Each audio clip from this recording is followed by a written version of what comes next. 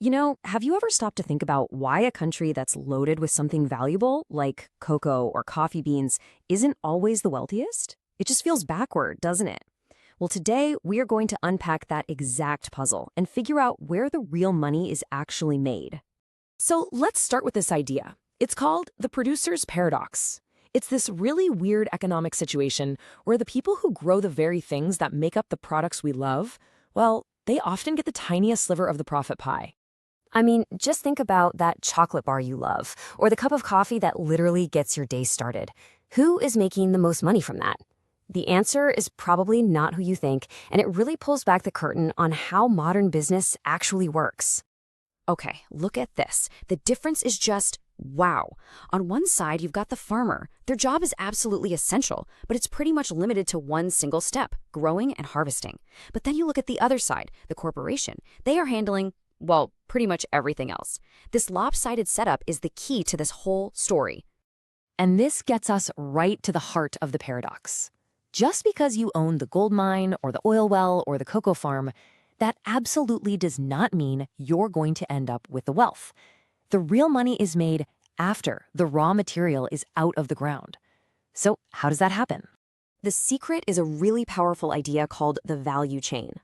Honestly, once you understand this, it's like getting a key to a secret room.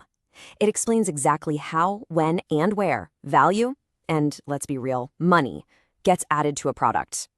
To put it simply, the value chain is the entire journey a product takes, from basically being dirt in the ground to being in a customer's hands.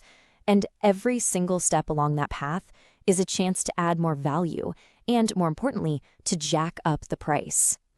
These 5 steps right here, this is where the magic happens.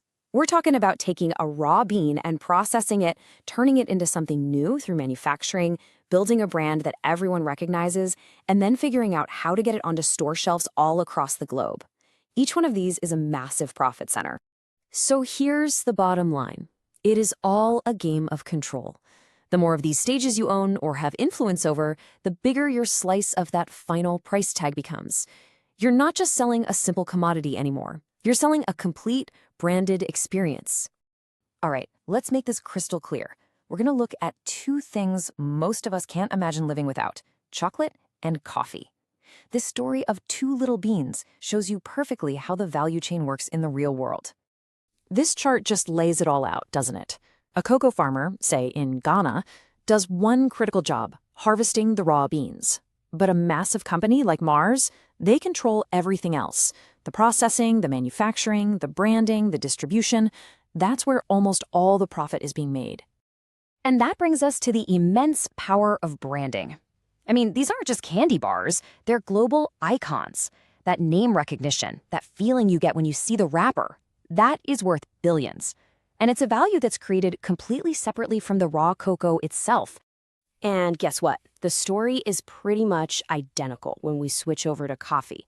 It's like we're watching the same movie, just with a different cast of characters. Starbucks is a masterclass in this strategy. For the most part, they don't actually grow the beans. What they do is control all the high-value parts of the process, roasting the beans just right, creating those signature drinks, building that premium coffee shop experience, and managing a gigantic global network. They've totally captured the most profitable parts of the chain.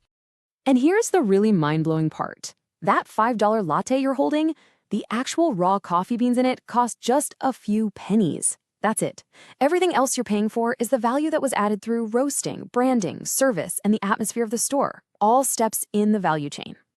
And listen, this idea isn't just about things you can eat or drink. It's a fundamental rule of economics that you can see playing out across pretty much every industry you can think of, from tech to energy. Take the oil industry, for example. A country can pump raw crude oil out of the ground. That's the low-value activity. But the real wealth, the big money, is made by the companies that can take that crude and refine it into gasoline, plastics, and all the chemicals that power our world. The transformation is where the value is. Now think about what this means on a global scale. It helps explain why nations that are masters of manufacturing and branding and logistics often have way stronger economies than nations that are just sitting on a bunch of natural resources. The money is in what you do with the stuff. So after seeing all this, it's pretty clear we need to completely change how we think about business and where value comes from. we need to start asking a totally different and much, much more powerful question. See, the typical question, but the one that doesn't get you very far, is what resource do you have? This puts all the focus on the starting line, which, as we've just seen, is usually the least profitable part of the whole race. This is the real question. This is the strategic question. It's not about what you have, it's about what you control.